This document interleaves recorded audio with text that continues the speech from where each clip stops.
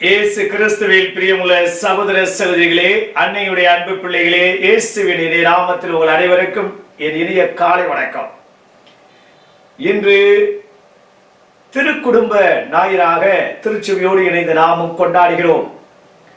நம்முடைய குடும்பங்கள் எல்லாம் திருக்குடும்பமா அல்லது திருக்குடும்பமா? திருக்குடும்பமாக வாழ வேண்டும்.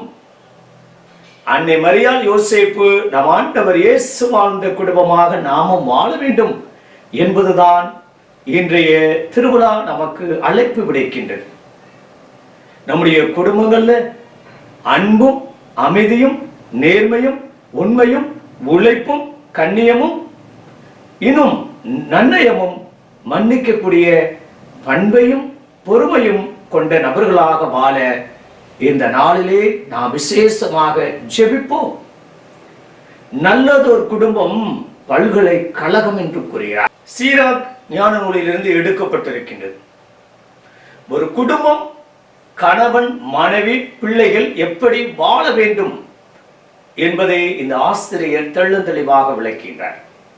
இன்றைய இரண்டாவது வாசகத்துல பவுல் எழுதுகிறார், அருமையாக கூறுகிறார்.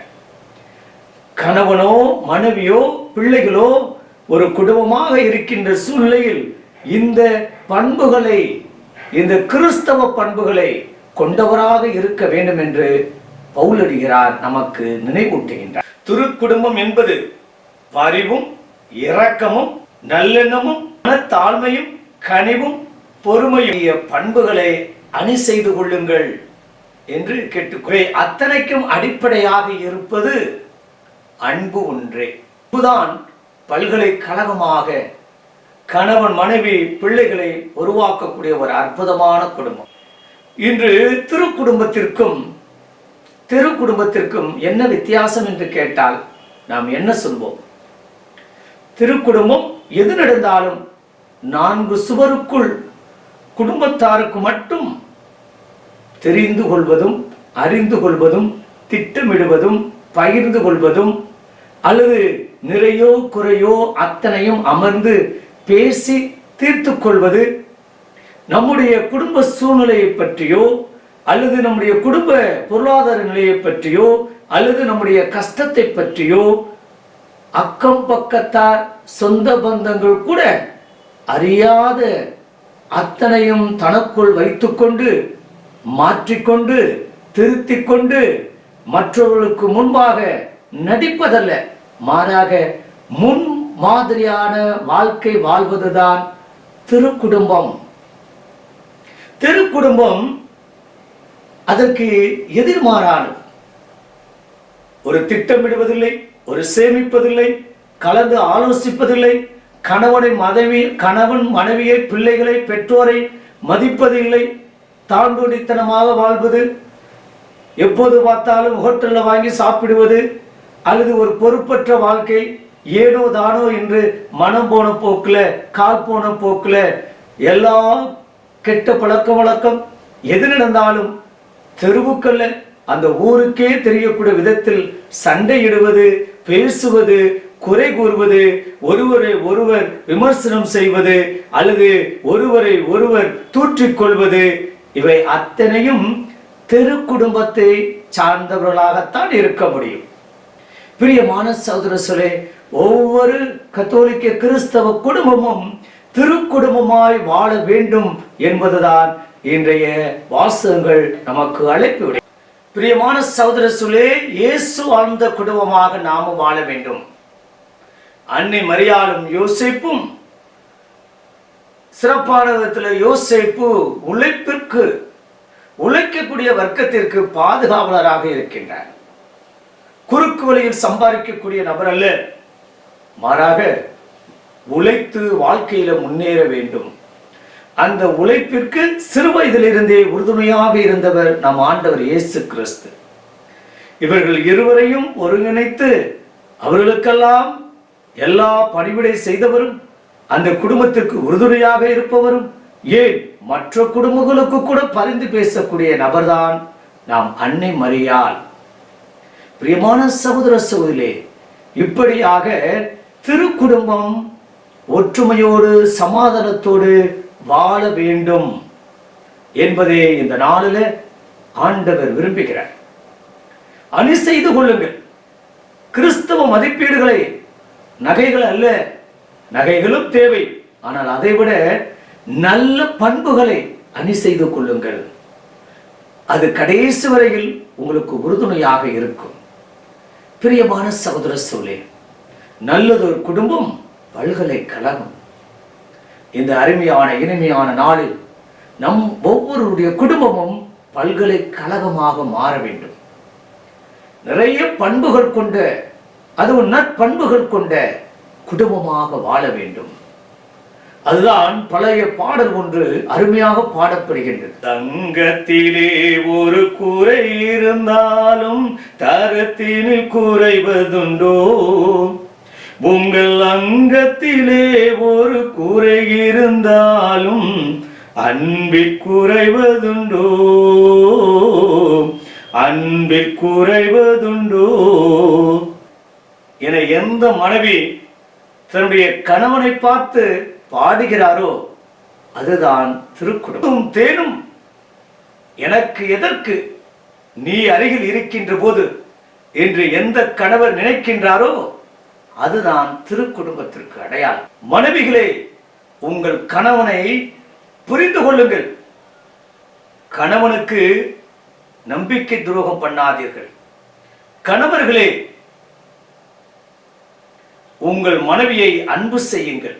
தாகத்திற்கு தண்ணீர் குடியுங்கள், ஆனால் மது அருந்து விட்டு வீட்டிற்கு வராது. பிள்ளைகளே, உங்கள் தாய் தந்தையை மதித்து நடங்கள். காக்கைக்கு தன் குஞ்சு பொன் குஞ்சு என்று சொல்வார்கள். எப்படி இருப்பினும் தன்னுடைய கணவனையோ மனைவியையோ பிள்ளைகளையோ பெற்றோரையோ எங்கும் யாரும் குறை சொல்லக்கூடாது. அப்படிப்பட்ட குறை சொல்லாத நபர்களாகவும் வாழ வேண்டும். குறை சொல்கின்ற அளவிற்கும் வாழக்கூடாது. எப்போதுமே என்னுடைய அப்பா சிறந்தவர், என் அம்மா அதைவிட சிறந்தவர், என்னுடைய பிள்ளைகள், எனக்கு கீழ்ப்படியக்கூடிய பிள்ளைகள் அதைவிட சிறந்தவர்கள், நாங்கள் அத்தனை பேரும் சிறப்பு மிக்கவர்கள். நாங்கள் ஒருவருக்கொருவர் மதித்து ஒருவருக்கொருவர் அன்பு செய்து வாழக்கூடிய ஒரு அற்புதமான குடும்பம், ஊர் மெச்சக்கூடிய, ஊர் பாராட்டக்கூடிய ஒரு முன்மாதிரியான குடும்பம் என்று சொல்லக்கூடிய விதத்தில் நாம் வாழ்ந்தோம் என்றால் அதுவே திருக்குடும்பம். இந்த திருக்குடும்பத்திற்கு ஆணியும் அச்சாரமாக இருப்பது அன்பு. அந்த அன்பு எங்கிருந்து வரும்? நற்கருணையின் வழியாகத்தான் வரும். நற்கருணை தான் அன்பின் உச்சக்கட்டம்.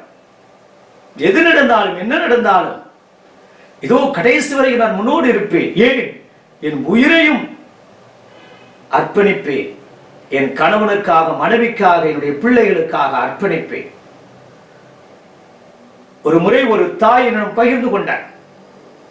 ஃபாதர், என் மகன் நல்ல முறையில் வாழ வேண்டும் என்பதற்காக என்னுடைய கிட்னி ஒன்றை தானமாக கொடுத்தேன், ஆனால் இறந்து விட்டான்.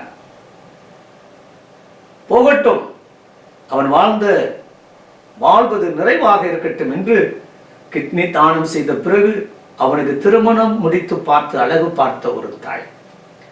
பிரியமான சகோதர சூழலே, அர்ப்பணத்தின் உச்சக்கட்டம். நான் எவ்வளவு காலம் வாழ்கின்றேன் என்பது எனக்கு தெரியாது, ஆனால் என்னோடு இருப்பவர்கள் பல்லாண்டுகள் வாழ வேண்டும், நிறைவாக வாழ வேண்டும், அத்தனை செல்வ செழிப்போடு வாழ வேண்டும், மரியாதையோடு வாழ வேண்டும், சுயமரியாதையோடு வாழ வேண்டும், மற்றவர்களுக்கு உதவி செய்யக்கூடிய முன் உதாரணம் உள்ள நல்ல கத்தோலிக்க கிறிஸ்தவர்களாக, விசுவாசிகளாக வாழ வேண்டும் என்று எத்தனை பெற்றோர்கள் தம்முடைய பிள்ளைகளுக்காக அத்தனையும் தியாகம் செய்திருக்கிறார்.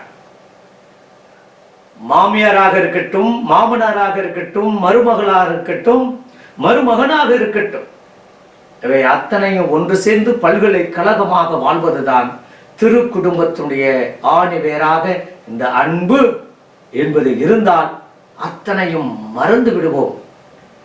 குற்றம் சுமத்த மாட்டோம், கெட்டது பார்க்க மாட்டோம், அல்லது நல்ல எண்ணத்தோடு மட்டும்தான் அவர்களை பார்ப்போம், அனுசரிப்போம். அப்படிப்பட்ட கிருபையும் அப்படிப்பட்ட நல்ல குடும்பமாய் ஒருவரை ஏற்றுக்கொண்டு புரிந்து கொண்டு ஒருவருக்கொருவர் எல்லா விதத்திலும் பாசத்தோடு, நேசத்தோடு, அன்போடு, அரவணைப்போடு, இரக்கத்தோடு, பரிவோடு கடைசி வரையில் நல்ல கத்தோலிக்க குடும்பமாய் வாழ நாம் இணைந்து ஜெபிப்போம். பரலோக தந்தை இறைவா, இந்த அருமையான குடும்பம், திருக்குடும்பத்திலிருந்து நாங்கள் ஒவ்வொருவரும் பிறந்திருக்கின்றோம். அதற்காக உமக்கு கொடான கொடி நன்றி.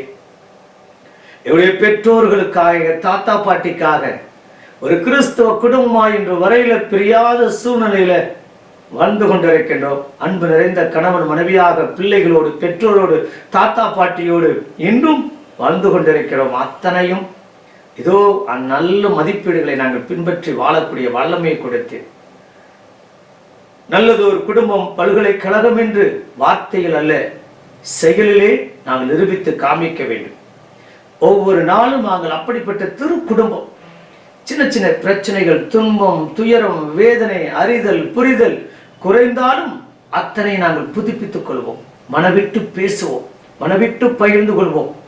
சின்ன சின்ன காரியங்களை நாங்கள் ஒருவரை புரிந்து கொண்டு ஏற்றுக்கொண்டு பல்லாண்டுகள் அன்பு நிறைந்தவர்களா என்று வாழ கிருபை தரும்படி நாங்கள் மட்டுமல்ல, எங்களை சார்ந்தவர்களும், எங்களோடு தொடர்பு இருப்பவர்களும், எங்களோடு பேசக்கூடிய நபர்களும் என்றுமே திருக்குடும்பமாய் அன்பு நிறைந்த அன்னை மரியாள், யோசேப்பு, ஆண்டவரே நீ வாழ்ந்த குடும்பத்தை போல வாழ கிருபை தரும்படி எங்கள் ஆண்டவராய் இயேசு கிறிஸ்துவின் நாமத்தில் எங்கள் குடும்பங்கள் அத்தனை உடைய பாதத்துல ஒப்பு கொடுக்கின்றோம். திருக்குடும்ப தலைவரே எங்களோடு தங்கும், எங்கள் குடும்பத்திற்கு வாரும், எங்களுடைய இல்லத்தை ஆசீர்வதியும். என்னுடைய அப்பாவை, அம்மாவை, பிள்ளைகளை, பேர குழந்தைகளை, என்னுடைய மாமியார, மாமனார, மருமகனை, சொந்த பந்தங்களை ஆசீர்வதியும். நாங்கள் ஒரு தாய் மக்களாக பல குணநலங்களை கொண்டவர்களாக இருந்தாலும் அந்த குடும்பம் என்ற அந்த கூட்டிற்குள் அந்த இணைப்போடு, பிணைப்போடு, பாசத்தோடு, பந்தத்தோடு, ஆற்றலோடு, வல்லமையோடு, வலிமையோடு வாழ கிருபை தரும்படி எங்கள் ஆண்டவராய் இயேசு கிறிஸ்துவின் நாமத்தில் ஜெபிக்கிறோம் நல்ல பிதாவே, ஆமென். Praise the Lord. ஹல்லேலூயா, ஹல்லேலூயா. இயேசுவுக்கே புகழ். மரியே வாழ்க, மரியே வாழ்க.